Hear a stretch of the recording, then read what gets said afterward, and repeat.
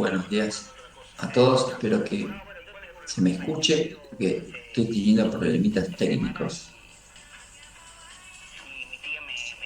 Buen día, profesor. ¿Se escucha bien? ¿Todo bien? Buen ¿Se día, escucha profe. bien? Sí, sí, se escucha bien.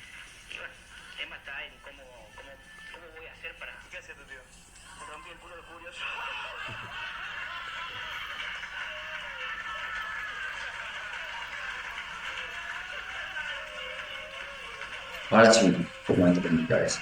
Genial. Bueno, perdón la demora.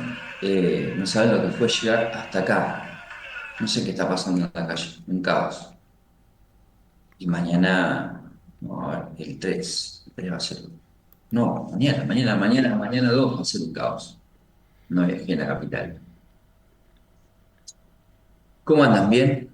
Este, bueno, como primera medida quería decirles, porque varios me consultaron por privado, con respecto a los trabajos y demás, vi que había muchos a esta altura que no sabían a dónde mandarlos, pero bueno, yo no hay problema, detalles menores administrativos. Pero, por ejemplo, estoy viendo que son las 8:30 de la mañana, independientemente de que arranquemos 8:20, y que además, gracias a la participación de Lola y de algunos compañeros de ustedes que se automandan los apuntes que van tomando, este, últimamente en el reporte de Zoom me aparece siempre la misma gente conectándose 9:20, 9:25, independientemente que yo les voy a escribir aparte, donde toman la clase prácticamente 10-15 minutos. Y claramente no voy a hacer algo que no me gusta hacer, que es ponerme en estricto ni en vigilante, pero por favor, si ustedes hablan entre ustedes, yo lo voy a poner en el grupo de una manera bastante coloquial, y hiper amistosa. Pero si tienen la posibilidad, por favor, conversenlo de que a partir de la clase que viene vamos a empezar a hacer un control de lectura y ahí algunos se van a dar cuenta que realmente no es simplemente conectarse 10-15 minutos. Es decir, les va a ser muy fácil a todos aquellos que están constantemente, porque lo que digo en clase es lo que tomo. Esa es la ventaja. No tomo otra cosa que no esté en clase. Así que bueno, todos los que están conectados quizás van a tener esa gran ventaja. Esperen que ya arrancamos. Lola se va a conectar en un ratitín. De hecho, fíjense hasta qué esfuerzo. Lola está en el medio de la ruta, estaba buscando una estación de servicio para poder buscar señal y conectarse.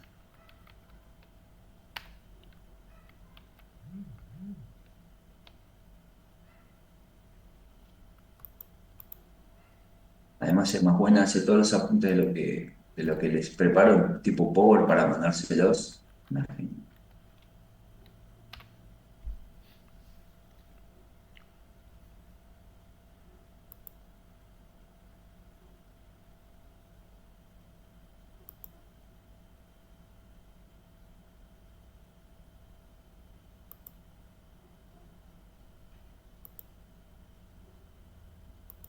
Listo, recabamos. Espero 2 minutos más, son 8:30.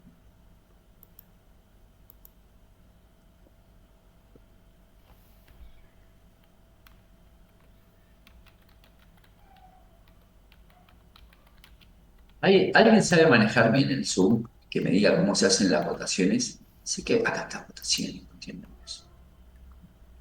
Vamos a querer una votación. ¿Cuántos son? 35 de 50 y pico.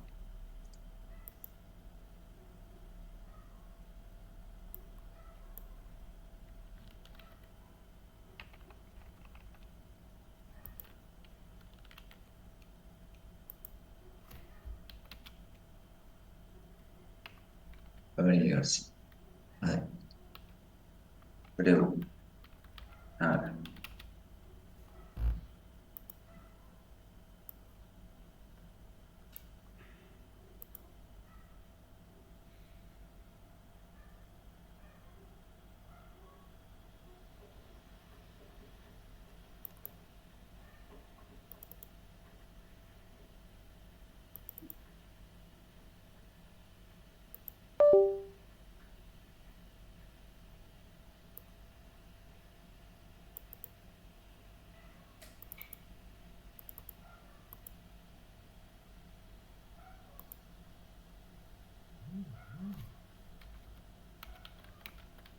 Quiero que me ayuden con una votación.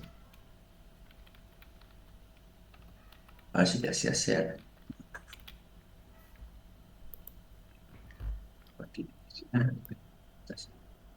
No, votar. Sí,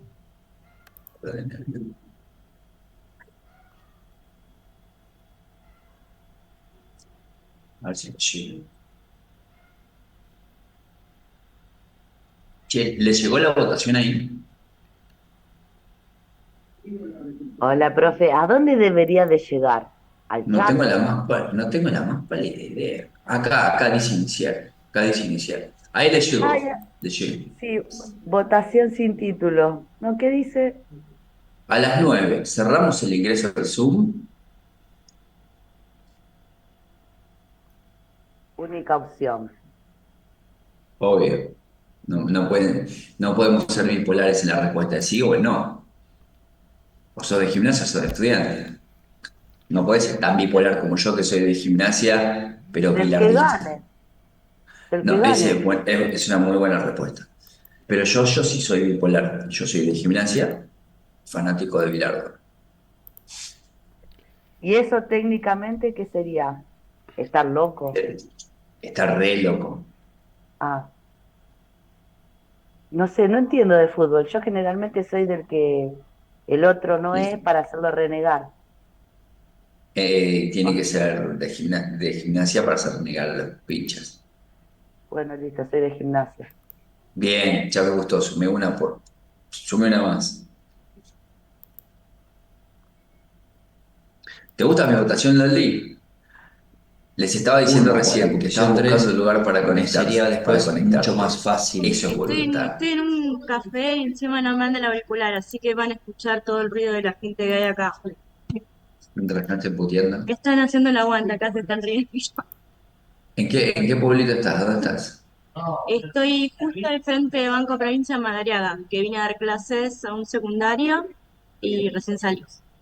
¿A vos te parece? Los estaba pseudo retando, diciéndole que son 56, bueno, ahora son 40. Bueno, pero por Pero un si mes me van a estaban tener conectando, por un mes voy a estar así, a las corridas. no pasa nada. Ponete el micrófono, que se lo escucha al mozo, pregunta. Se escucha mucho ruido ambiente, ¿no? Sí, Pues, poneme la administradora así grabo, les hablo espérate. por el chat, así. Anfitriona, listo. Listo, ahí tenés la lista.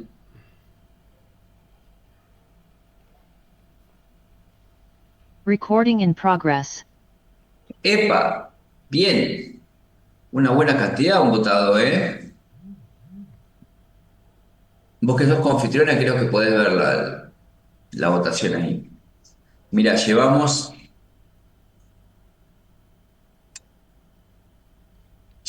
20, que sí, que cierre a las 9, que no deje entrar a nadie más. Son malos, en el fondo del servicio penitenciario.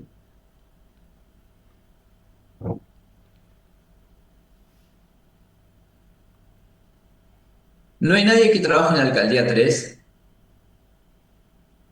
Acá, por favor. Che, me había cortado.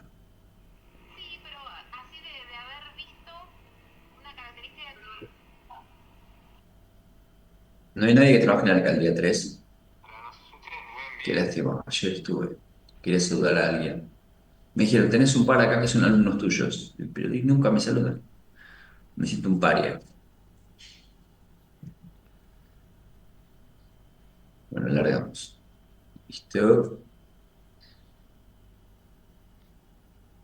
Ahí sigue la votación, ¿eh? Yo la dejo. La dejo activa. Y a las 9 menos 5, pumba, no entra nadie más. Profe, buen día. Yo ayer lo saludé, pero no me escuchó cuando vino a recorrer. Noelia, ¿dónde me saludaste? ¿Es joda?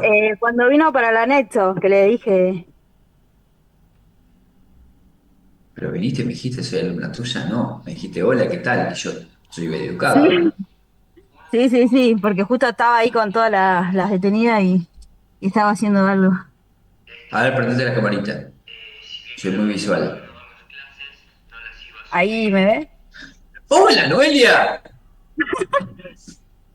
Justo Listo, estoy listo, listo, manejando, por eso listo. apagué. No, no, no, no, sí, apagá, apagá, apagá, que no quiero ser responsable. Y Ahí el está. micrófono también, no quiero escuchar el ruido del choque. Ok. Sí, Noelia, alta foto. Noelia, contá en general, ¿cómo anduvo la clase? ¿Estuve bien dando la clase ahí adentro? Que nada que ver con lo que doy acá, que los aburro acá. Yo no presencié la clase, me quedé en el pabellón. Pero, ¿qué No te estuve dijeron? presente. ¿Qué chumearon?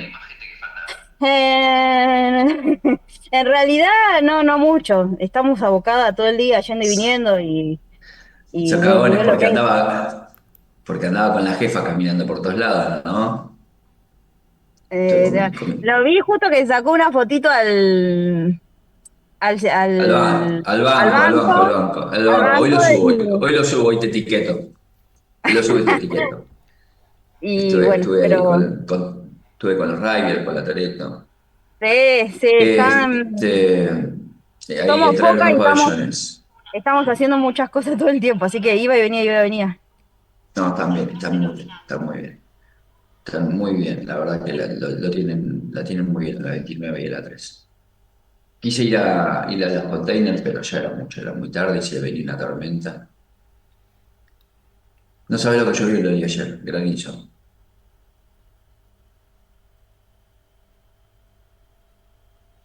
Vamos, ¿eh? ¿Listo? Arrancamos. ¿Estás, Loli?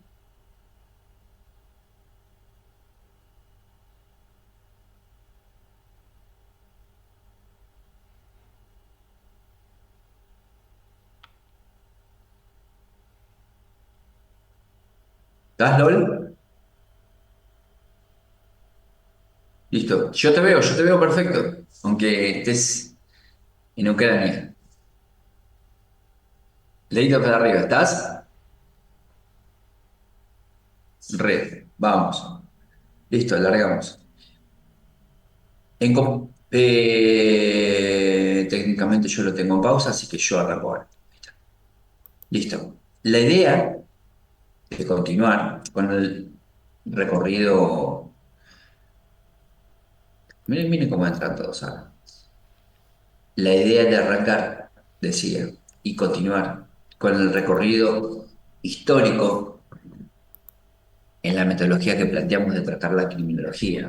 Les adelanto que el tema que viene, el tema que va a ingresar la semana que viene seguramente, es muy apasionante para ustedes, por lo menos para mí ni hablar, pero para ustedes, porque nos empezamos a meter en la criminología de la Argentina, la criminología de Latinoamérica, Lombroso, China Lombroso, Garófalo, y es un poquitito lo que nos empieza a explicar qué es lo que somos como servicio penitenciario, como este proceso o sistema penal, cómo se fue conformando en la Argentina todo eso.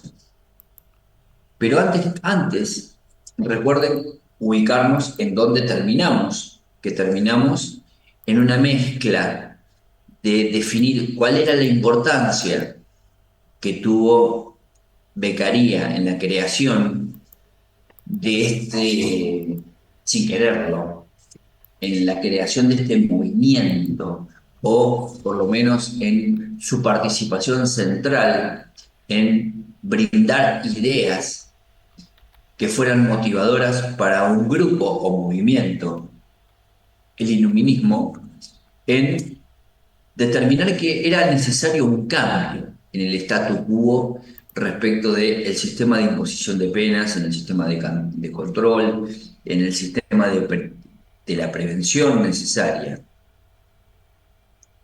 ¿Sí? ¿Se acuerdan de eso? Espero.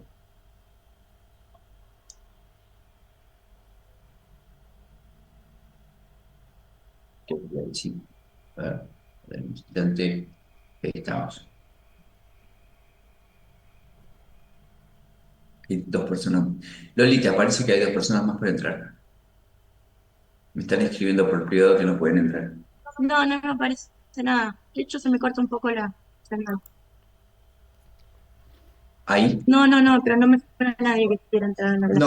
No, me escribieron por privado, así que ya deben haber entrado. Ahí está. Listo. Bueno, chico, avísame si les voy a contar una verdad. Vos seguís grabando, yo corto. Le voy a contar una verdad. Loli era Lola. Ah, Loli, le voy a decir Loli. Sí, mi Loli, María Dolores. Vivía muy cerca mío, acá en el estudio, donde yo tengo el estudio, a una cuadra de tribunales. Y tremendo cómo se corta la luz. ¿Vos no sabés, Lola, cómo se corta la luz últimamente? Tremendo cómo se corta la luz. El tema es que se corta la luz, no se me corta a mí la luz, se corta la luz en el barrio, y nos quedamos sin internet. Y no me levantan ni las antenas del celular, quiero conectar el celu de módem y es imposible. Bueno, hoy me pasó eso. Mi problemita técnico, cuando yo hablo de problemita técnico es eso, es que o hay baja tensión o porque son casas muy antiguas en este barrio, no sé qué será, la verdad. Te juro. Bueno, hoy fue el problema ese. No tuve luz hasta 8:15. Y de acá que se levanta, que se prenden las antenas de internet o telecentro o lo que fuera y empieza a andar todo, pasan como 10 minutos. Por eso arrancamos a la hora que arrancamos. Igual está todo planificado. Vamos a avanzar. Me meto en tema. Como les decía, esta importancia de becaría, ahí está. Esta importancia de becaría, de todo lo que hemos visto y el iluminismo y cómo había tenido su impacto en la criminología. Miren que hoy van a tener que escribir de lo lindo, porque quiero terminar con todo esto para que ya nos metamos en el positivismo. Recuerden, porque esto lo paso bien por arriba, cuando hablamos de becaría, hicimos referencia al iluminismo, pero de forma tangencial. Hablamos del iluminismo como un movimiento intelectual que promovía la razón, la ciencia, la búsqueda del conocimiento para lograr sacar al hombre de ese momento, ¿sí? Parece como la contraportada de un libro, pero la idea del iluminismo, la idea central, era sacar al hombre del estado de ignorancia que existía en ese momento respecto de la opresión. Y justamente estas cuestiones que Beccaria veía que necesitaban ser modificadas o por lo menos discutidas a los fines de poder llegar a modificar algo de lo que tenía que ver con lo que era el sistema de imposición de penas, su prevención y a todo evento su castigo. Entonces, este movimiento, ustedes lo primero que necesito que piensen y en lo que va a ser un control de lectura, esto les va a ayudar muchísimo. Necesito que piensen estructurándose geográficamente. Esto pasaba, lo vuelvo a repetir porque lo dije en la clase anterior, esto pasaba en un lugar que hoy podemos decir que es reducido, aunque sea grande, que era en la Europa antigua. Estamos hablando en la Europa del 1700, del 1600, si quieren, pero del 1700, del 1800 seguro, ¿sí? Y ustedes imagínense que esa debacle en la creación de estados, en las guerras, en las modificaciones que se iban generando en el mundo, en las caídas monárquicas, en las subidas de estados, en la creación de estados republicanos, en discusiones filosóficas de alto vuelo, con personajes de la literatura de alto vuelo, con personajes de las artes muy importantes. Esto hizo que ese compendio de cosas, como somos los argentinos, tratemos de copiar un poquito de cada cosa. Y en el 1900, es decir, fines del 1800, principios del 1900, todo este arrastre del siglo XVI, del siglo XVII y del siglo XVIII, que llegamos a 1799 con fines del siglo XVIII, el siglo XIX, es decir, el 1800, para nuestro proceso nacional fue muy importante muchas ideas que se trajeron de Europa. ¿Por qué? porque algo que normalmente pasamos por alto, yo sé que tienen una materia, yo no tengo mentalmente todo lo que es el programa de estudio de ustedes, pero ven una materia en primer año que es historia constitucional, ¿verdad? Sí, creo que Historia, ven. historia argentina, desde el Bueno, 1000 a Contemporáneo. la actualidad, oh, contemporánea. contemporánea. Bueno, entonces, ustedes imagínense esto, esta debacle entre el 1600, 1700. Todo esto que estamos contando pasa en esa época. Y ustedes recuerden que nuestra conformación nacional, independientemente de las fechas, se hace en un proceso de no menos de 50 años, ¿sí? Y digo en no menos de 50 años, y no hablo de 100 años, porque desde el 1800 hasta el 1810, en 10 años, pasó muchísimo. Desde el 1810 al 1816, en la Argentina pasó otro tanto. Y del 16 a 1853 pasó muchísimo, al punto tal que a nivel legislativo, la Constitución de 1853, que nos trae hasta hoy, que tiene mucho de las bases de Alberti, que no se escribieron, a ver si le voy a preguntar a una periodista, que no se escribieron en la Argentina, sino que se escribieron en Chile, donde Alberti estaba exiliado. Mucho de todo eso tiene parte de esta corriente del iluminismo. Entonces es por eso, y esta es la explicación o el preámbulo, ¿cómo sería técnicamente o literariamente, Loli? Es un preámbulo lo que acabo de hacer, ¿no? Este preámbulo de decirles por qué llegamos a donde llegamos, para meternos a explicar la importancia del iluminismo, es necesario para que ustedes entiendan que este movimiento que se desarrolló en Europa en el siglo XVIII, en 1700, tuvo un impacto profundo, no solamente en esa actualidad, sino en el devenir, ¿sí? En el devenir artístico, en el devenir filosófico, en el devenir científico, donde empezamos a entender a la criminología como una ciencia, donde el impacto se dio en áreas del pensamiento, donde entre todo ese bloque de pensadores, filosofía, ciencia y pensamiento, radica el crecimiento de ese embrión que se transforma o termina siendo en definitiva la criminología antigua de lo que conocemos hoy como criminología, ¿sí? Ustedes tengan presente que cuando hablamos de movimientos, podríamos hablar, y a alguien que le pueda llegar a gustar un poco la música, no sé si han escuchado música clásica, pero la música clásica, o cuando se habla del Renacimiento, cuando se habla de la cuestión clásica, cuando se habla de todos estos movimientos artísticos que hubo en esta época, este agrupamiento de pensadores hizo que, además de esos cambios profundos, históricos,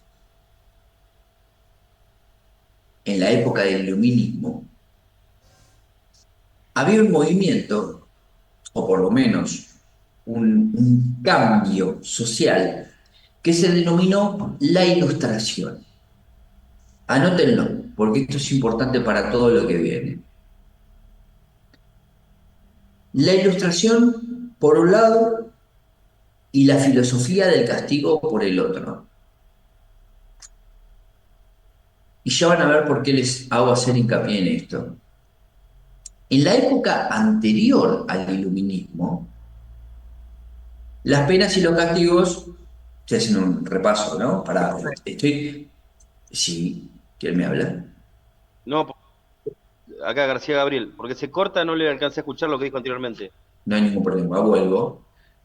Es como tomar Gracias. envión. Lo que voy a hacer es tomar un envión de todo lo que hemos dicho de todo lo que hemos dicho, o lo que venimos diciendo hasta ahora, del iluminismo, ustedes piensen que, para que me siga entrando gente, tremendo, ustedes piensen que Yo los en la acepto, época, esté tranquilo. listo, en la época anterior al iluminismo, ¿ahí se escucha bien, Gabriel? Bueno, presumo que sí. En la época anterior al iluminismo, Sí, perfecto. de 10, habíamos o veníamos hablando de que la pena y los castigos solían ser crueles y desproporcionados, que esto fue lo que hizo que el Beccaria se empezara a preguntar si el castigo era necesario y qué características podrían o deberían modificarse, entre ellos la proporcionalidad y mil cuestiones más que hemos venido hablando en estas 3, 4 clases que hemos tenido. Sin embargo, los filósofos ilustrados, de ahí la ilustración, ilustrados a los fines del sinónimo de gente que había podido tener la posibilidad de estudiar, de capacitar, a la que no todo el mundo tenía esa posibilidad. Era muy caro estudiar en esa época y solo algunos tocados con la varita o de familia noble o de agraciados por la monarquía y cumpliendo cierto rol en las cortes tenían la posibilidad del acceso al estudio, ¿sí? Fíjense, haciendo hago un paréntesis que nada que ver, trasládense al día de hoy lo que es la educación. ¿Por qué mañana vamos a marchar tanta gente a Buenos Aires para pedir por la educación pública y gratuita? Bueno, mucho, Lola también estudiando en una universidad nacional, mucho, fíjense lo que es el acceso a la educación como un derecho humano, ¿sí? En esa época, un movimiento que eran los ilustrados, eran aquellos que tenían la posibilidad de acceso al conocimiento. El conocimiento estaba vedado para mucha gente. Si la gente pobre, la gente de bajos recursos, no tenía, no era que no tenía los medios, tenía prohibido. De hecho, y yo ya me estoy metiendo en un tema que no me toca y ojalá podamos, Lola, hacer algún día una clase, preparar una clase de los libros que en cierta época estaban prohibidos leerse. Hasta ese tipo de control se hacía sobre el conocimiento. No es simplemente prohibir estudiar, era prohibir pensar, que es algo totalmente es distinto y es peor. Es decir, se dirigía a qué cosas solamente se podían leer y cuáles no, ¿sí? Se adoctrinaba a través del conocimiento. Entonces, los filósofos ilustrados, entre ellos este niato que venimos estudiando de Beccaria, promovieron la idea de que las penas debían ser proporcionales al delito, como veníamos viendo, pero sobre la base de que la crueldad en la justicia no era funcional, sino que era inhumana, ¿sí? Es decir, entre la inhumanización de la crueldad en la pena por la imposición del sistema de justicia en relación a la conducta que se desarrollaba, cortarle la cabeza a una persona, lacerarla, latigarla hasta que se muera desangrada, que en definitiva técnica y médicamente se moría de shock hipovolémico, esto no hacía que el delito o las tasas de reincidencia bajaran. Lo que bajaba era la tasa de cantidad de gente viva, no de gente que no cometía los delitos, bajaba, pero porque cada vez había menos gente. Entonces, Beccaria hace con su obra de los delitos y de las penas un argumento, y acá viene con un plus de lo que venimos hablando o de lo que veníamos hablando últimamente, hace un argumento que creo que lo tenemos que empezar a tomar hoy. Esto anótenlo tal cual se lo voy a decir, porque cuando les digo anoten esto, es porque seguramente es una pregunta de múltiple choice que van a tener que poner o verdadero o falso. porque son frases que son para colgarlas en un cuadrito. Beccaria argumentó en Los delitos y de las penas una, una, un argumento, o por lo menos un pensamiento que a mí me ha llamado muchísimo la atención y que de hecho les adelanto que hasta utilizo como fundamento de algunos recursos o algunos trabajos, que tiene que ver con que el sistema penal, ya ni siquiera el sistema de justicia, el sistema penal debía basarse, lo dijimos, pero lo repito, debía basarse en la utilidad pública y en la prevención del delito en lugar de la venganza. ¿Se entiende? ¿Entienden esto? ¿Entienden todo? Debía basarse en la utilidad pública, la finalidad de la pena, técnicamente, la finalidad de la pena, y en la prevención, en lograr que no se cometan delitos. En eso estaba el trabajo. Entonces, todo lo que pensáramos, o todo lo que podría, o lo que pudiéramos desarrollar, y todo lo que se pudiera desarrollar en adelante, tenía que ver con esta doble finalidad, prevenir y la utilidad pública. Ahora, ¿de qué manera pensaba que esto era posible? En la aplicación de la razón, en la aplicación de la razón, de la razón a la criminología, ¿sí? Es decir, la aplicación de la razón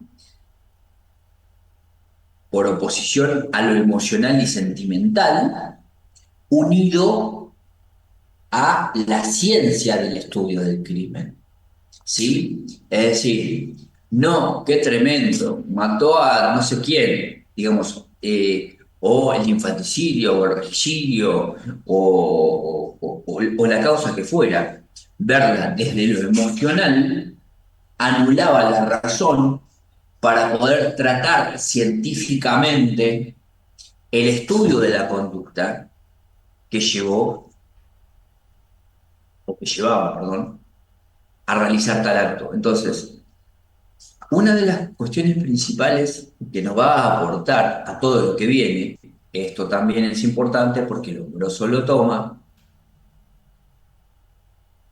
tiene que ver con que la razón y la ciencia tienen que estar importantes en el estudio del crimen. Hay un problemita. Lombroso se olvidó de la razón y se centró en la ciencia y en la biología, en otra ciencia y en la medicina. Ya veremos cuando veamos Lombroso cómo determinaba al hombre delincuente.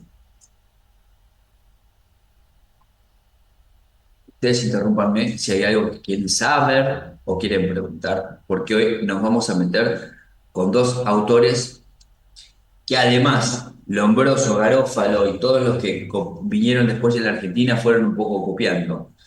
Pero la posta de Beccaria la toman dos autores, o la toman dos pensadores, o dos científicos, que son Howard y Bentham, anótenlo, Jeremy, con J, Jeremy, lo estoy pronunciando como se escribe, Jeremy con J, y la Y al final, Bentham, con B larga, Entham. Jeremy Bentham fue un autor, en realidad fue un pensador, autor, pero pensador al fin, que desarrolló toda una teoría tomando el camino de Beccaria, basado justamente en uno de los dos pilares que que Bentham consideraba como el más importante de Beccaria, que es el de la utilidad pública. Cómo se llamaba el pensamiento o cómo se llamaba el movimiento que Jeremy Bentham entonces, sobre el que entonces hacía el hincapié, el utilitarismo, ¿sí? Con Bentham nos metemos con uno de los dos principios, o tres fundamentales, porque el otro era la proporcionalidad de Beccaria, que es la utilidad pública, por lo tanto, toda su estructura se llama utilitarismo.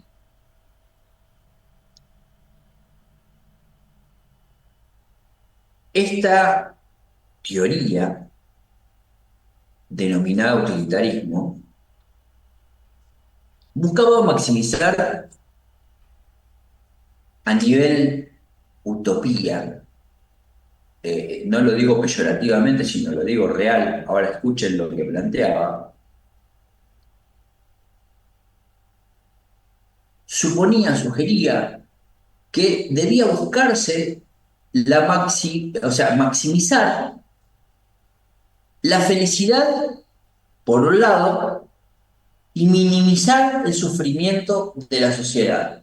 ¿Sí? En eso se refería, según Bentham, lo que pretendía Beccaria cuando hablaba de utilidad pública. La felicidad, subir el grado de felicidad social y minimizar el sufrimiento de la sociedad. Pero claramente, en esta balanza, en esta desproporción, en donde buscamos que el platillo de la felicidad suba y el platillo del sufrimiento baje, condujo claramente a un enfoque racional en la formulación de leyes y en la formulación de política criminal. ¿Sí? ¿Por qué? Porque alguien tenía que establecer y decir cuáles eran las conductas que cumplían con las normas y cuáles eran las que no. Cuáles, aquellas que cumplían con las normas, claramente no iban a tener una sanción, y aquellas que no cumplían, la iban a tener.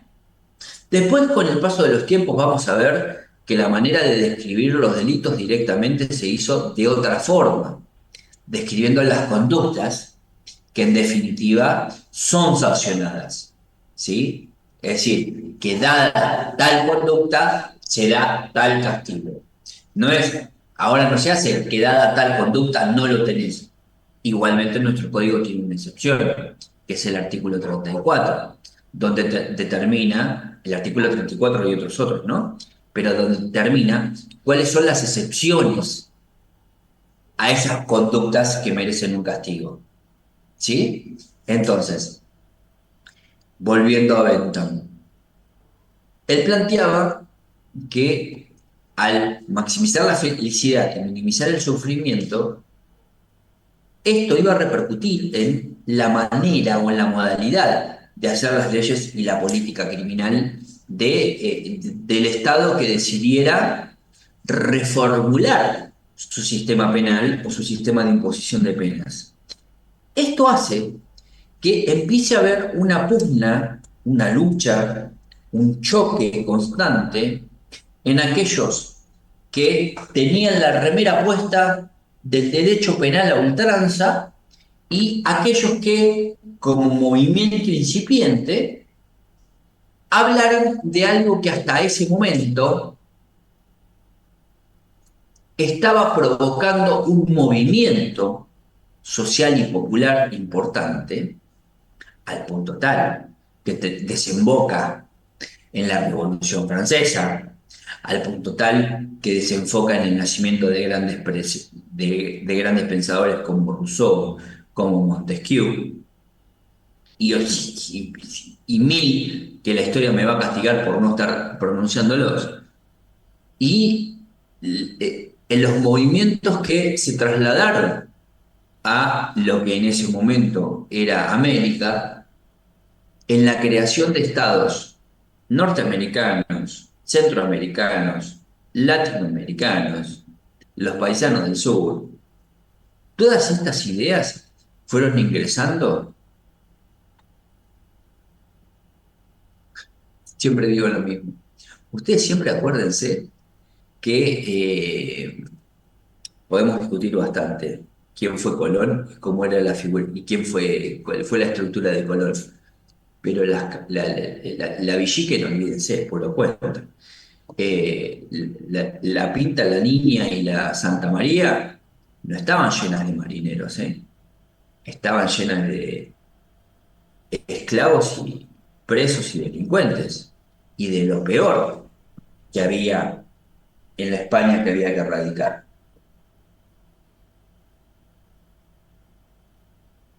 Entonces la cuestión, o sea, la situación de la cuestión criminal en esta época, en fines del 1800, es decir, estamos hablando fines del 1700 y pico, perdón, fines del siglo XVIII, que significa fines del 1700 y pico, hizo que uno de los legados más importantes del iluminismo a la criminología fuera la promoción de los derechos humanos, pero entendidos los derechos humanos en esa época como la dignidad del individuo, ¿sí? Incluso la dignidad del individuo cuando cometiera el delito. No la dignidad del individuo de forma impoluta, aquel que cumplía con las normas, sino empezar a prestar atención, y esto ya sí tiene que ver con el laburo de ustedes, es qué pasaba con la dignidad de la persona de aquellos que infringían la ley, de aquellos que cometían esas conductas que merecían, según Beccaria, proporcionalmente un castigo. ¿Para qué? Según Bentham, para la felicidad de la sociedad. Entonces, la declaración de fíjense, y anótenlo, les estoy tirando de los tips de lo que entra en el control de lectura. La Declaración de los Derechos del Hombre y del Ciudadano, que esto, si lo vieron en Historia Constitucional, estimo que lo hablaron, y si no, les adelanto que lo verían en una materia que se llama Derecho Constitucional. La Declaración de los Derechos del Hombre y del Ciudadano están en nuestra Constitución, en una, ¿cómo se dice, Loli? Implícitamente, en un artículo que se denomina 75, inciso 22, que por un proceso legislativo X, que no viene al caso y no vamos a ponernos a explicar un proceso legislativo, se le da a un tratado internacional jerarquía constitucional, se lo equipara a la Constitución. ¿Se entiende? Como ley suprema. Y estamos hablando de algo que se hizo en el 1700. Entonces, la declaración, exactamente, muy bien, Lolita. Ahí lo escribió Lola en el chat. Cópienlo, córtenlo o anótenlo.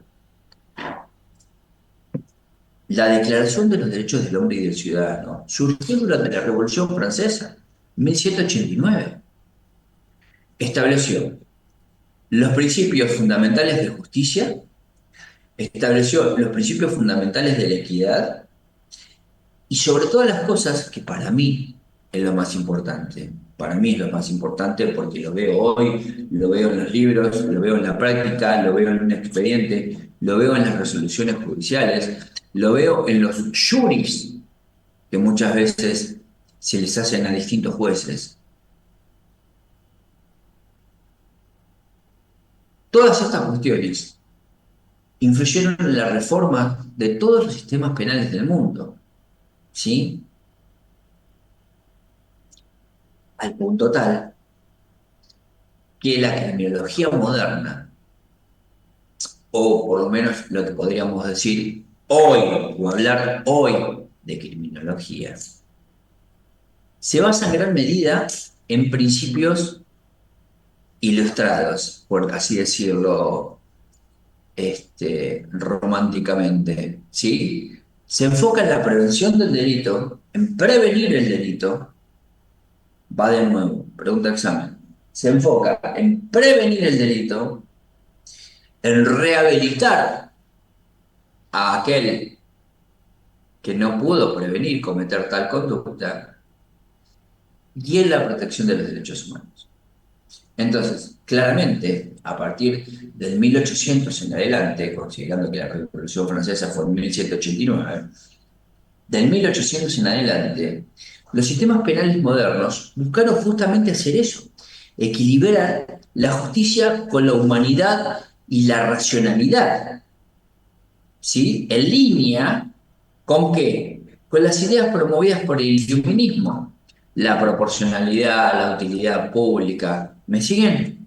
Es decir, si nosotros hoy tuviésemos que hacer una radiografía de lo que es nuestro código penal, yo no les digo el código de procedimiento penal, nuestro código penal, realmente podemos encontrar, si hiciéramos un estudio exegético de las normas del Código Penal y de cada uno de los tipos del Código Penal, hasta hace unos años, por lo menos, porque nos podríamos poner a hablar también de lo mismo sobre la base de los delitos cibernéticos o por internet o cibercrimen, también tienen una especie de influencia cargada en la racionalidad y la humanidad sobre una línea promovida por el iluminismo, la razón y la ilustración.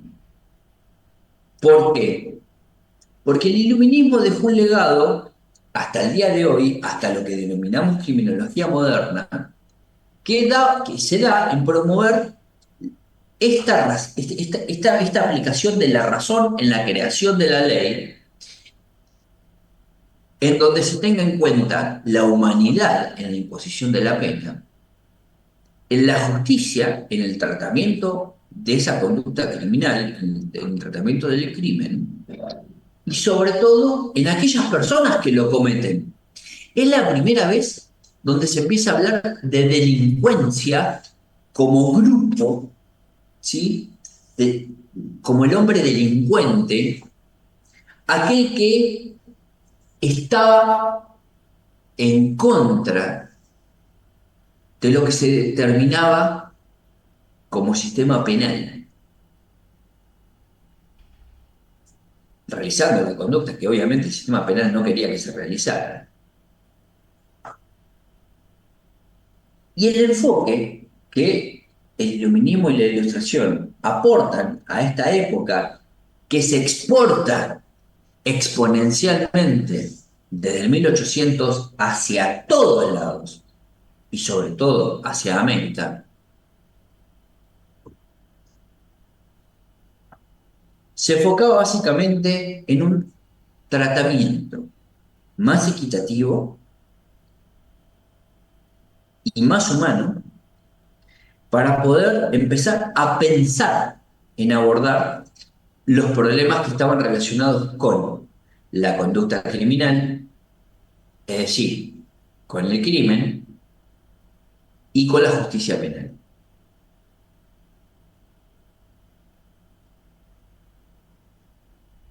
Acá aparece,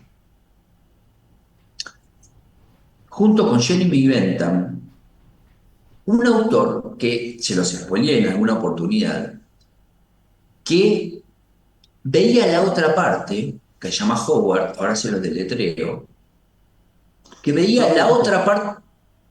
¿Quién me habla? No, Ahí lo vi, Luis. sí, hay una parte que no entendí, que le quiero consultar. Vamos, dale. Que dijo que el iluminismo analiza la delincuencia como un grupo y va en contra del sistema penal. Claro, Eso entendí. vamos de nuevo. Hasta ese momento, lo que había era una persona, el hombre delincuente, que cometía una conducta criminal y uno no pensaba o no estudiaba por qué cometía esa conducta criminal, se lo encerraba y se lo castigaba, sin tener en cuenta la proporcionalidad de la pena en relación a la conducta. Robó una manzana, le cortábamos en la mano, lo ahorcábamos en la plaza, ¿sí? Entonces, toda esa queja que vimos durante 100 años, o durante una época en la que Beccaria hablaba de la necesidad de la utilidad pública, de la proporcionalidad y de todo lo demás, llevó a Bentham, por ejemplo, a tomar todas esas conclusiones de Beccaria y hablar no del hombre delincuente como después toma, mucho más adelante o siglo más adelante, va a tomar Lombroso, sino que ya en ese momento Jeremy Bentham habla de la delincuencia como grupo, ¿sí? Como un grupo social, como aquellos que estaban en contra de un sistema penal.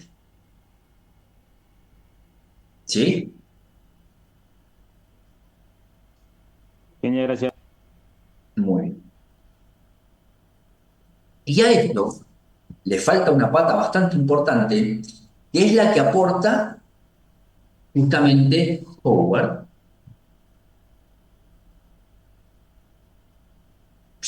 Le deletreo directamente, es John, John,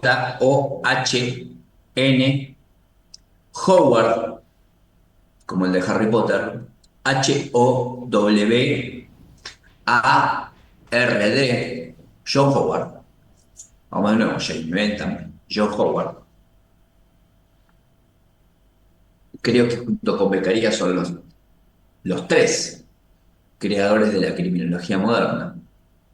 Cada cual aportó lo suyo, ya hablamos de Beccaria, ya hablamos un poquito de Jeremy, Bentham, que ahora vamos a retocar, para retomar un poquitito. Pero Howard hizo un trabajo de campo espectacular, tomando todas estas ideas. Es decir, Beccaria me habla de esto, Bentham me habla de lo otro. Pero ¿qué pasa en las cárceles? ¿Qué pasa? ¿Cómo eran las cárceles de esa época? ¿Cómo eran las comisarías? ¿Qué era lo que sucedía? ¿Cómo era el sistema de rehabilitación? Porque si yo lo que estoy hablando es de la utilidad pública, de la prevención y en definitiva evitar que estos delitos vuelvan a cometerse, es decir, lo que hoy conocemos como reincidencia, para algunos mal hablados reiterancia, y esta cuestión de maximizar la felicidad de la sociedad. Estos dos autores o estos dos pensadores contribuyeron a la criminología y algo que, si no lo saben, los echan a todos, me dijo el licenciado doctor Xavier Areces. Es el comienzo del servicio penitenciario. Los postulados de Jeremy Bentham y de John Howard El sistema panóptico. Sí, En algún lado lo vimos en en la licenciatura, no me pregunte detalles. Bueno, le pregunto, porque lo tienen que saber. Jeremy Bentham y John Howard, lo que pasa es que lo debe haber visto mal, Susana, no es culpa suya. Jeremy Bentham y John Howard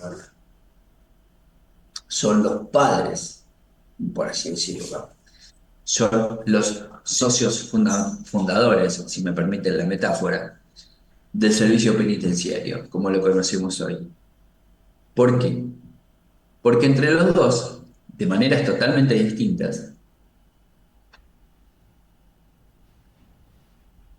partieron de la base de que la criminología era una disciplina que se ocupaba del estudio del delito, del comportamiento criminal, que son dos cosas distintas, y del sistema de justicia penal. Entonces, Bentham y Howard vivieron en una época pasado Beccaria, en donde esos cambios significativos en el área de la justicia penal y de la reforma penitenciaria, entendía la penitenciaría como el lugar de reclusión donde iban aquellos que cometían el delito.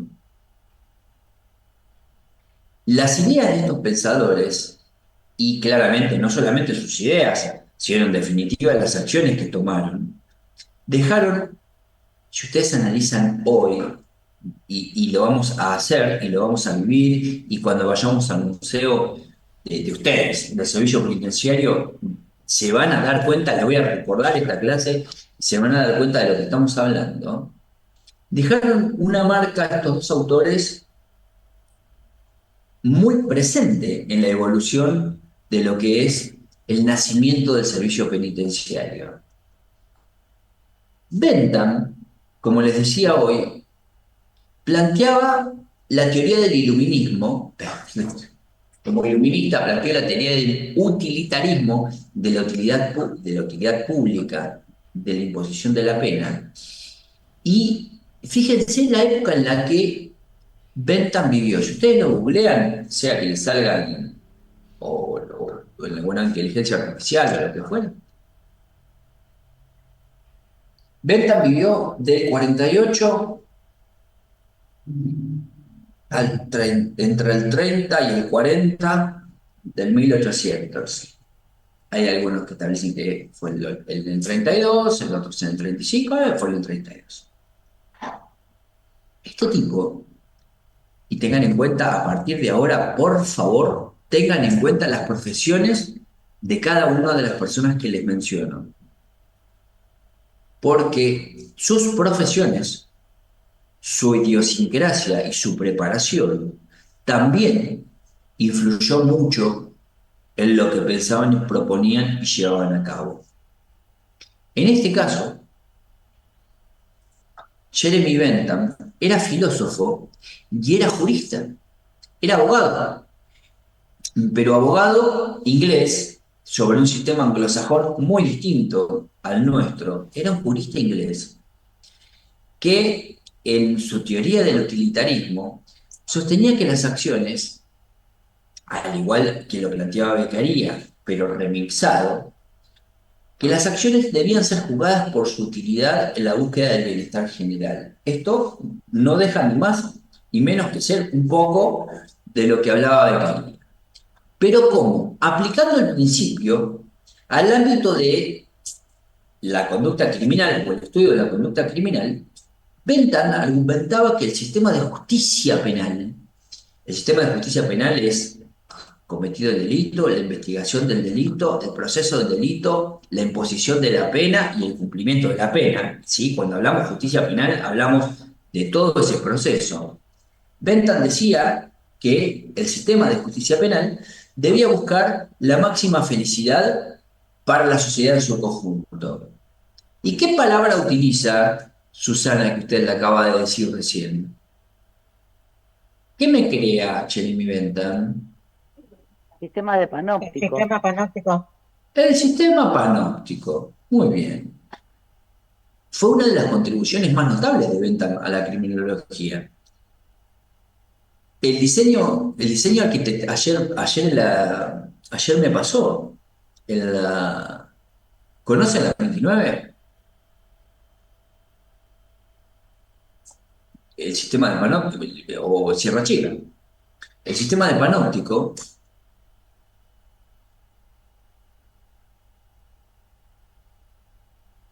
si bien es un pensamiento, es una idea, está establecida sobre una base de diseño arquitectónico, ¿sí? Una base de sistema de diseño arquitectónico para prisiones o lugares de encierro, de esto que explicaba yo recién, de un grupo de delincuentes, aquellos que estaban en contra del sistema penal, que permitía la vigilancia constante de los presos desde una torre central, lo que, según Bentham, fomentaba la autorreflexión y el autocontrol de los prisioneros, reduciendo, de cierta manera, la necesidad de tener que castigar físicamente, porque el sentirse vigilado constantemente retraía, esto es lo que pensaba, ¿no? Retraía ciertas conductas, o la realización de conductas, el sentirse vigilado, el ADN del gran hermano. ¿Sí? Por ejemplo, también, Loli, vos fuiste a Alcatraz. Construida como... ¿Cómo? No es panóptico el de acá atrás. El de acá atrás No está es hecho de forma panóptico. lineal. Exacto. ¿Y cómo eran los controles? Si vos estabas haciendo un Lo control que pasa acá, que ¿podías ver lo que pasaba en el fondo? sí, se ve desde todos lados, digamos. Está armado como en dos plantas y el guardiacárcel, digamos, o el que cuidaba las celdas, podía ver absolutamente todo desde la planta alta. Si estabas desde la planta alta, por ejemplo, podías ver la planta baja, y si estabas abajo, podías ver la planta alta. El sistema de autocontrol evitaba claramente el sistema de control, el sistema de vigilancia y sobre todo en esta primera instancia del panóptico, la idea era maximizar el control y la posibilidad de sentirse vigilado para producir un autocontrol y la no realización de conductas criminales. Lo que para Bentham era en definitiva lo que trató de interpretar lo que quería explicar Beccaria cuando hablaba de la reducción de la necesidad de castigo físico. En cambio, John Howard no es que va más allá, sino que hace algo distinto. Para mí va más allá. En cierto punto, cuando yo tengo que hacer las visitas institucionales, Loli, sean por el colegio de abogados o las que hago por la facultad, me siento un poco un John Howard siglo XX y pico. Cuando hago los controles, no, bueno, no voy de gorra. Cuando voy a hacer las visitas institucionales a las unidades, Howard hacía inspecciones de prisiones. Howard, paralelo a la época de Bentham, como les dije, Bentham entre mediados de 1700 a mediados del 1800. Ustedes fíjense que Bentham fallece cuando ya nosotros éramos independientes como Estado Nacional, ¿sí? Pero donde todavía no teníamos una constitución. Y Howard ni siquiera llegó a eso. El trabajo de Howard en realidad sirvió de base a lo que hizo Bentham. Howard inspeccionó las prisiones en su época. Howard vivió durante todo el 1700, del 1726 al 1790. Acuérdense lo que les dije de que anoten las profesiones. Lo que era Bentham y miren lo que era Howard. Howard era un filántropo, y esto los va a morir, era un sheriff inglés. Y no les voy a decir, no es el sheriff del lejano oeste, ¿eh? Después busquen, googleen, tómense el trabajito de buscar que era sheriff para el sistema anglosajón, para el sistema inglés.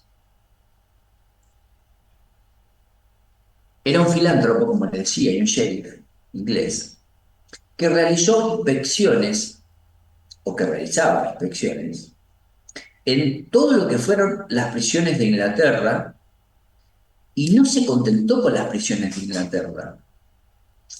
Avanzó mucho más y dijo, ya está, las revisé, vamos para adelante. Y se fue a revisar las del continente europeo, insisto, en una Europa del siglo XVIII, ¿sí? del 1790, en una Europa donde, imaginen cómo se tenían que trasladar, en qué se tenían que trasladar, por dónde se tenían que trasladar, en las invasiones que había entre distintas naciones, en una España que no es la España que es hoy, en una Italia que no es la Italia de hoy, en Países Bajos que no son los Países Bajos de hoy, en una Europa totalmente distinta. Pero este nieto se mandó a recorrer todas las penitenciarías de la Europa de ese siglo. Pero las inspecciones que realizaban se basaban no en un control de queja hacia la autoridad local, es decir, miren que acá estoy viendo que hay un tipo en tal lugar que tiene tal problema, sino en una bitácora de viaje y de control para poder traer conclusiones de sus estudios, de sus visiones, permítanseme la metáfora para que se entienda, de sus avistajes. Y digo de sus avistajes porque es la misma técnica que utilizó Darwin cuando anduvo por estos pagos, de que todo lo que veía lo documentaba y después sacaba sus propias conclusiones. Howard hacía exactamente lo mismo. Howard utilizó la misma técnica de realizar observaciones, de realizar escritos, sobre las condiciones inhumanas en las cárceles de esa época.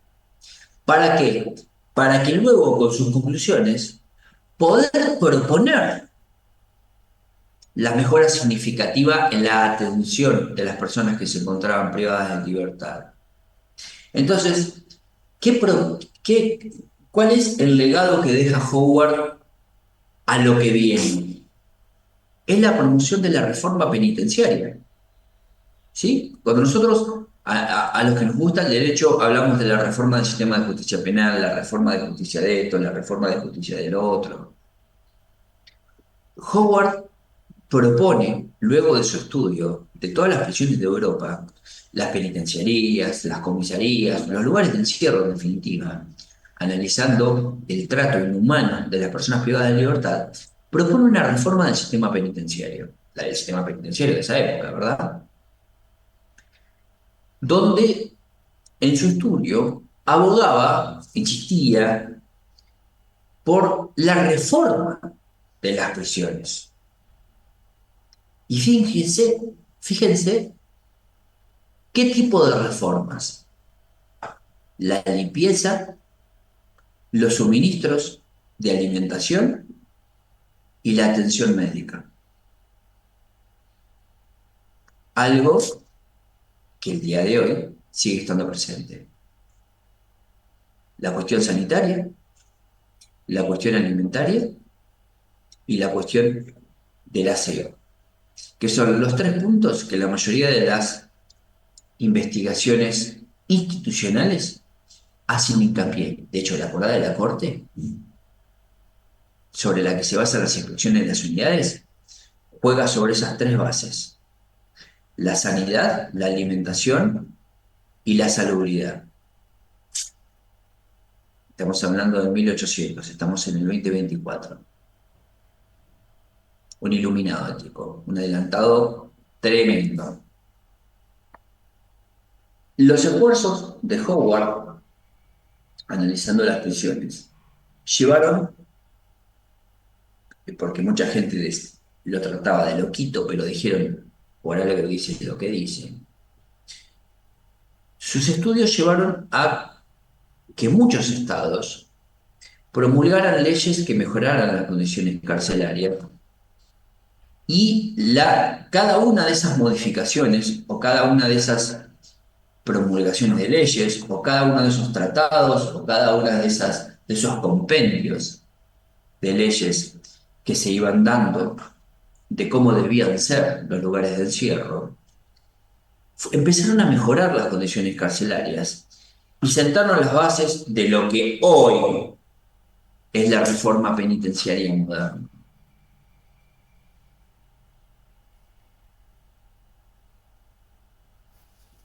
Ven a lo que me refiero, 9:34. Voy a ingresar gente, pero ponerse que hay una votación abierta, ¿eh? ¿Tengo que aceptar o no tengo que aceptar? Hoy sí, Ay, sí.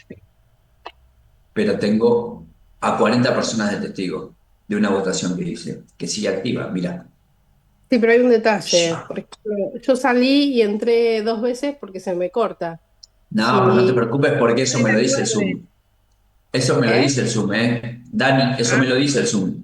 porque si no, después de las 9 nunca me puedo volver a conectar, si me pasa. No lo digo por eso, no lo digo por eso.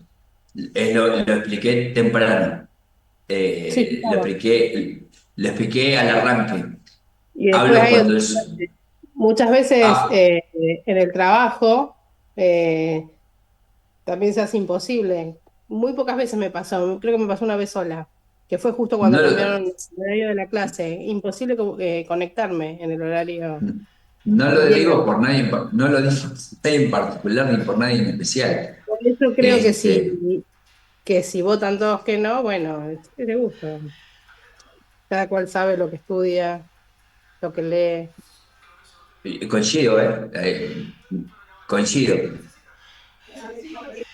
Pongo pausa, coincido, Cintia, y Daniela y todos. Lo que yo me refiero es que, como yo después no comparto las clases y no lo digo por nadie en particular, Simplemente que a un día de entregar un examen, trabajo práctico, o llamémosle como sea, que era lo que tenían que hacer, este, muchos no sepan a dónde mandarlo, qué era lo que había que hacer, o 24 horas antes pregunten lo que había que hacer, es como que me pone, digo, una de dos, o no estuvo, de hecho hay mucha gente que no estuvo presente y me escribe por privado, y me dice, profe, ¿qué dieron? El otro día, al otro día, profe, ¿qué dieron? No me pude conectar porque estuve en tal lugar. Yo le di la clase por celular, o les dije hicieron tal cosa, o preguntarle a fulanito, o ahora Lola se toma, fíjense lo que les dije hoy, Lola se toma el trabajo de tratar de conectarse en algún sucucho que encuentra libre con internet para poder estar, tomar nota, grabar y poder hacer una especie de resumen, o por lo menos poder estar informada para que si ustedes le preguntan algo, poderles dar una mano. Entonces me parece que el esfuerzo de mucha gente no puede redundar en que pregunten un día antes, una noche, yo le digo que ni siquiera 24 horas, yo no me quiero poner a contar una de esas preguntas si tenemos en cuenta el horario que es ahora. Al horario en el que hicieron la pregunta, hay menos de 24 horas que algunos preguntaron cuándo había que entregar el trabajo o dónde había que entregarlo. Y esas cosas por ahí son las que por ahí o yo no me supe explicar, o quizás em, hubo algún error de concepto. Por eso es que decía al principio que el Zoom es tan buchón que me dice no una persona cuántas veces entró y salió porque se le desconectó internet, porque nos puede pasar a todos. Una persona que, por ejemplo, Gabriel, no sé si estás por ahí todavía, pero Gabriel entró y salió no menos de... Acá estamos, sí, sí. Tres, cuatro Gabriel, veces, ¿cuántas mínimo. veces? Tres, cuatro veces. Y eso recontra aparece en el Zoom. A eso era a lo que me refería, no hay ningún inconveniente. Que puede haber un problema de señal, un problema de lo que fuera, entran y salen. Yo me refiero a otra cosa. Digamos, ya todos somos grandes y sabemos a dónde está apuntando. A que conectarnos los últimos 15 minutos, pasar el presente, me fui.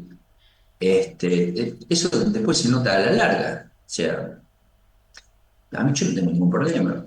Pero después, cuando hagamos el control de lectura, realmente se va a notar. Por eso, porque la gran mayoría de lo que tomo, preparo en los controles de lectura es lo que doy en clase. No tiene otra explicación. Pero bueno, dicho eso, no le voy a prohibir nunca el ingreso a nadie, claramente. Simplemente era estadística para que supieran que hay ciertas cosas que están todo bien, pero hay algunas que me molestan en función de la responsabilidad del resto. Hay algunos que por ahí, como recién vieron a la persona que estaba conectándose desde el auto, manejando, con la peligrosidad que eso, por eso lo digo pausa, no se está grabando, nadie lo sabe, salvo en el de Loli, que es simplemente parte del apunte. Con la peligrosidad que eso puede conllevar, eso es interés en no perderse la clase. Y manejando y escuchando lo que dice el chiflado acá sentadito.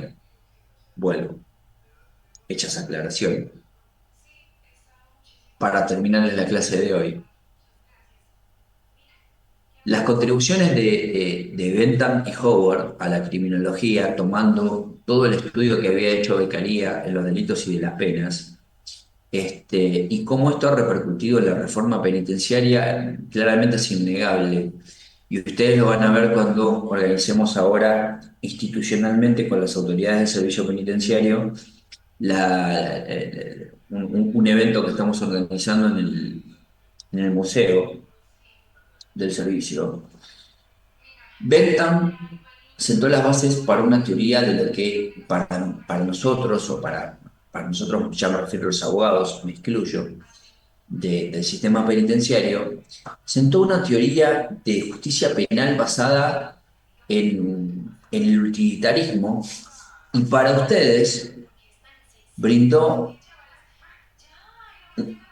estableció que ese sistema penal, que está basado en el utilitarismo y en el bienestar social, necesariamente tenía que estar también influenciado el sistema de control o rehabilitación de aquellas personas que cometían el delito. Y es por eso que Bentham piensa, diseña, crea, estructura esto del sistema del panóptico, que influyó no solamente en las prisiones de la época, sino que influyó en las prisiones que siguen hasta hoy. Por eso les hablaba, por ejemplo, que ayer les saqué fotos, y después las voy a subir, de la estructura central estrella de lo que es la unidad 29 en el control de cómo está hecho, por ejemplo, la unidad 29 pensada para una cárcel de máxima seguridad, y cómo es, por ejemplo, ese maquetón, porque no es una maqueta, terrible maquetón porque Lola, vos tenés unas fotos hermosas de la maqueta del fibrofácil del museo, después Del tirarles un museo. par. Mm. De la unidad 3 de Sierra Chica, en esta construcción de tipo panóptico. Y por otro lado, al punto tal, digo, influyó en la arquitectura de las prisiones que el día de hoy se construyen muchas de esa manera, ¿no? Salvo la de los containers, que después podemos criticar o no eso. Por otro lado, les decía, Howard se dedicó un poco más a esto de la inspección y lo que planteaba era esto de las reformas humanitarias que mejoraron por demás las condiciones de los reclusos, como le decían en ese momento, mal dichos presos hoy, en el sistema penitenciario. Los dos, no cabe ninguna duda que tomando las ideas de Beccaria, influyeron en lo que es la reforma penitenciaria, y tampoco cabe ninguna duda que sentaron las bases para lo que es el enfoque más humanitario y más eficiente de la justicia penal, ¿sí? Hoy, esos pensamientos, el iluminismo, la ilustración, todo lo que venimos hablando, perduran en la criminología moderna, donde, si ustedes analizan el manual ese que les mandé y analizan cualquier otro manual de criminología, se sigue buscando constantemente un equilibrio entre lo que es el castigo, por un lado, la finalidad, o sea, la pena propiamente dicha, la rehabilitación, la prevención y la protección de los derechos humanos. ¿Sí? La humanización del derecho penal y de las penas, si se quiere, porque de eso se trata, es un tema fundamental en la criminología. Esto ténganlo en cuenta, porque la criminología no se trata solamente del estudio de la conducta criminal, sino se trata, también como ciencia, en poder aportarle con sus herramientas, que a su vez son tomadas de otras disciplinas, que sus conclusiones le permitan al derecho penal la humanización del derecho penal como disciplina y su fundamento de ser, que es la pena, ¿sí? Para poder equilibrar la aplicación de la ley con ese enfoque más justo, proporcional y humano. Es decir, esta evolución de la criminología, y vuelvo con lo que les decía al principio al principio me refiero a la primera o la segunda clase, cuando les pedía que viéramos a la criminología desde un punto de vista lineal cronológico. Esta evolución de la criminología que se desarrolló a lo largo del tiempo que venimos viendo, reconoce la importancia de considerar no solo la retribución y el castigo ante la infracción a la ley penal, sino también, del otro lado, la rehabilitación, ¿sí? La prevención y el respeto de la persona a la que estamos rehabilitando, al infractor, al delincuente, al que está en contra de la ley, tratando de hacer de alguna manera lo que es un cambio en la sociedad y en la forma en la que en ese momento se empieza a percibir a la justicia. Es decir, nosotros podríamos ver, y para muchos de ustedes que son cogeneracionales conmigo, podemos ver que en las últimas décadas, mirando hacia atrás, ha habido un enfoque, o por lo menos un énfasis bastante creciente en, y sobre todo del 83 para acá, tratando de humanizar el sistema penal, lo que implica en definitiva un enfoque equitativo, rehabilitador y respetuoso de los derechos humanos de las personas que cometen los delitos. Pero también hay una humanización del derecho penal. ¿Y esto cuándo comienza? ¿Cuál es el antecedente de la humanización del derecho penal? Porque el concepto de humanización, Es una hija de yo, remil puta. sí, yo también opino lo mismo. Pero sabelo. ¿Ok? Sabelo. Cintia, no sabemos con quién estás enojada, pero opinamos igual.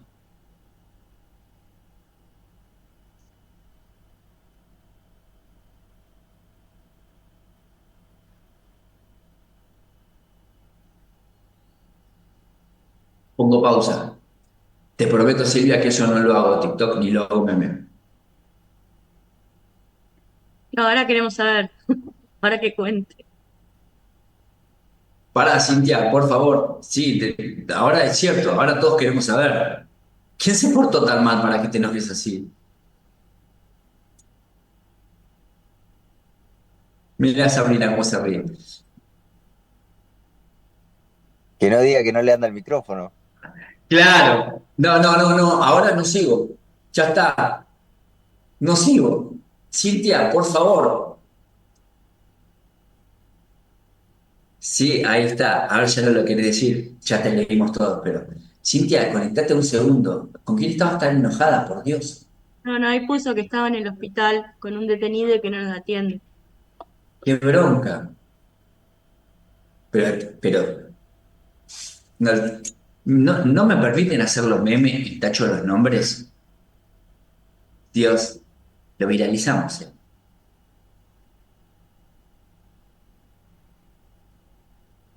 Cuando no me quieran dejar entrar a una. Lo voy a hacer, ahí está.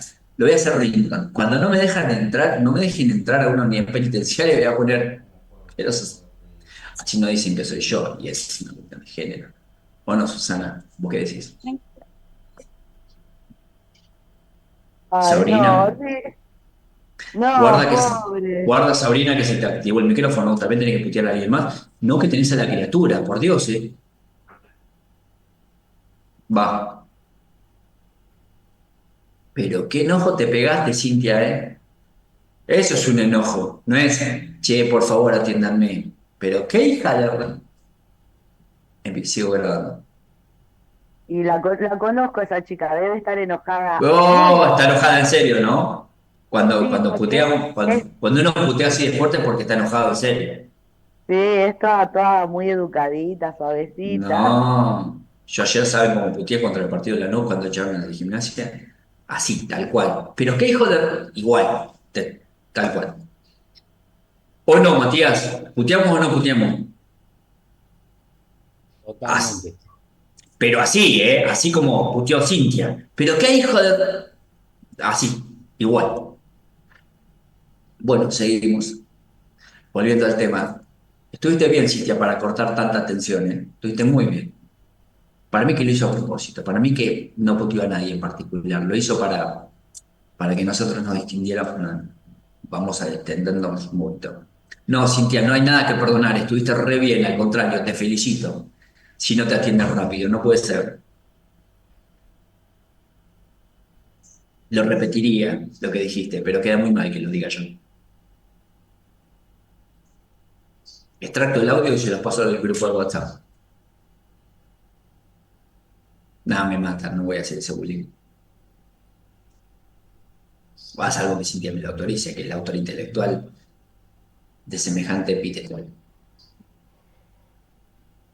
Bueno, por último, así le cierro por la hora. Vamos a quedarnos con esto. Vamos a quedarnos para terminar, para hacer la clase que viene, ¿sí? Y ya después nos metemos con otro temita. Nos vamos a quedar con los antecedentes de la humanización del derecho penal, que después nos metemos con un tema que es mucho más lindo, que es el ingreso del positivismo en la Argentina o en lo que es la América Latina, justamente por la humanización del derecho penal. Esto hace que no sé, pues, que en América se empiecen a preguntar sobre determinadas cuestiones. Esto hace que, en definitiva, estas ideas empiecen a colarse hacia el sur e ingresen en el medio de la conformación del Estado Nacional. A ver, ¿ustedes saben cuál fue la primera prisión de Argentina? Les pregunto esto ya fuera de off the record. Ahí está. ¿Ustedes saben cuál fue la primera prisión que hubo en la Argentina? En lo que les diría que antes de 1810, miren, ya los estoy ubicando, ¿eh? Antes de 1810, lo aprenden cuando vayamos al museo. No es un examen, ni es una pregunta, y digan cualquier barbaridad. ¿Unidad 5 Mercedes? No, mucho más viejo. ¿La de Ushuaia, la del sur? Más viejo. No te estoy diciendo antes de 1810. Sí, sí, Daniela, sí, Daniela. Daniela, primero fue Daniela, Oscar, ¿eh? Sí, Daniela, el Cabildo fue la primera cárcel. Muy bien. Y ya lo van a aprender, ya lo vamos a ver. El Cabildo. Increíble. Que donde se resolvió nuestra conformación nacional haya sido la primera cárcel. Estaba atrás en realidad. Atrás del Cabildo. Bueno, gente, hasta aquí llegamos. No fue un reto, ingresen cuando puedan. Cintia y todos los que consultaron, ni hablar, van a seguir entrando. Fue anecdótico. Simplemente quiero ver qué tan mal compañeros son. 29 votaron que a las 9 cierre el ingreso. Fa. Finalizar votación. Listo. Sí, señor. Vamos Eso para que no le adelante. suena la chicharra como a nosotros todo el tiempo. No, y a vos te suena ahí, a mí me suena acá. Mirá donde tengo las cosas estos del Samsung metidos en la cabeza, me suena acá adentro. Cintia, ¿podés hablar o escribir? Cintia Arce, no me voy a ir hasta saber si te atendieron.